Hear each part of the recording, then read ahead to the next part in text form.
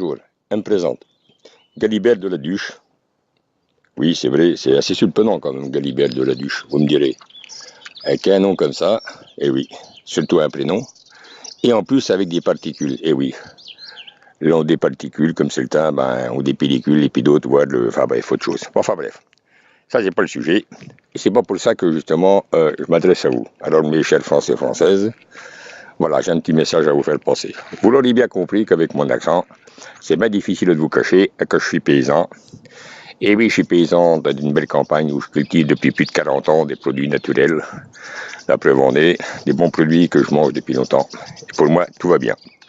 Bon, voilà, je suis pas tout seul. Et autour de moi, je vois des catastrophes.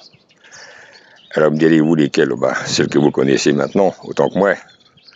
Nos abeilles, nos chères abeilles, mais où que c'est qu'elles sont? Où que c'est qu'elles sont? Elles crèvent toutes les unes derrière les autres. Je vous parle pas des ruisseaux, des rivières.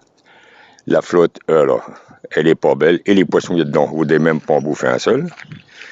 Et dans les champs, quel est-il dans les champs? Où sont-ils nos insectes? Où c'est qui sont nos insectes? Vous savez, ceux qui nourrissent tous les oiseaux, notamment les hirondelles. Vous en voyez beaucoup cette année des hirondelles? Et les piafs. Depuis plus de 50 ans, on en a détruit plus de la moitié. Alors me direz-vous, il y a quand même quelque chose qui ne va pas. Ben oui. Ben, tout problème, une solution, et surtout, des questions. Mais les questions, vous en avez déjà la réponse. Parce que le gars responsable de tout ça, eh ben on va bien le nommer, hein. C'est le gars Monsantos, vous savez, celui qui après la guerre, et d'autres qui sont venus voir tous nos copains les paysans, leur dire, c'est la famine, il faut produire, il faut nourrir la France. D'accord? Eh ben d'accord, tout ça, avait bien. Mais produire ne veut surtout pas dire surproduire. Et qu'est-ce qu'il a fallu faire avec ça? Eh ben mettre toutes ces saloperies sur les champs. Et le résultat des courses, c'est quoi? Eh bien, c'est des pesticides dans nos assiettes, dans vos assiettes, parce que moi, il n'y en a pas dans les miennes, dans vos assiettes, des perturbateurs endocriniens, des colorants, des conservateurs, des tout ce que vous voulez, enfin des trucs, si vous voulez, à vous faire crever. Alors ça, voyez-vous, ça vient pas tout seul. Ça vient pas tout seul, pourquoi? Parce que pour mettre des saloperies comme ça, il faut bien qu'arrive un moment, il y ait des gens qui n'aient pas fait le boulot pour les interdire. Il y avait la possibilité il y a quelques semaines. Vous savez qu'en France, on a 570 députés, hein? Lesquels 570 députés? Ben, ils ont un président. Et ce président s'appelle François Deruchy. Il est sur son préchoir à autour, là. Il regarde tout le monde, et c'est lui le chef. Enfin, chef d'orchestre, vous me direz. Donc, de son préchoir à autour, il voit ce qui se passe.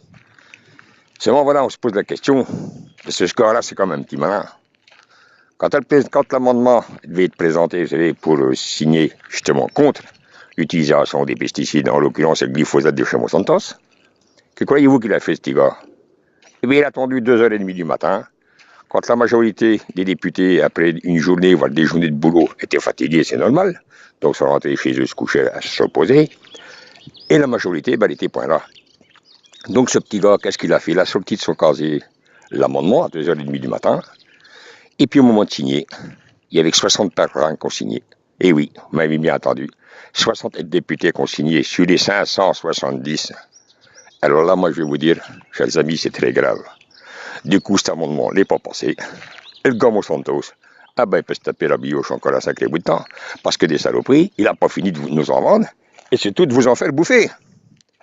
Alors moi, je me pose une question. Vous savez, le bon sens de paysan, on se dit toujours que dans la normalité, eh bien, il y a des choses qui doivent se faire, et d'autres qui, normalement, ne se font pas. Mais là, il y a quand même quelque chose qui coince. Un exemple tout simple. Vous savez comme moi qu'est passé tout récemment une nouvelle loi sur les limitations de vitesse, à savoir être 80 km/h sur les petites routes et tout ce qui s'ensuit. Et puis, si vous voulez, ben, pour être sûr et certain que ça marche, ce truc-là, on fout des radars. Vous savez ce que ça coûte, des radars? Pas vous l'apprendre. Mais les radars, c'est pourquoi? Ben, vous savez, vous avez bien compris, c'est soi-disant pour vous sauver les vies. Mais je veux bien, ok, pour vous sauver les vies.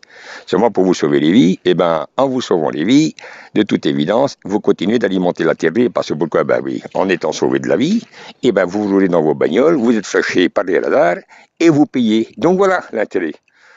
Bon, ça c'est le côté un peu exagéré de la chose. Mais c'est pire que ça. En fait, quand les premiers radars sont arrivés sur les routes, rappelez-vous, il y avait un ministre qui s'appelait Derobien. Vous savez, Derobien? Et que, eh ben, il n'a pas bien fait les choses, lui. Du moins si. Pour son frère. Mais s'il lui a dit, eh ben voilà, écoute, on va voter des lois, pour ça et ça et ça. Eh ben écoute, ce que je peux te donner comme conseil, c'est de monter ta société privée. Oui, parce qu'aujourd'hui, tout ce qui est hasard, majoritairement, c'est une société privée qui gère ça.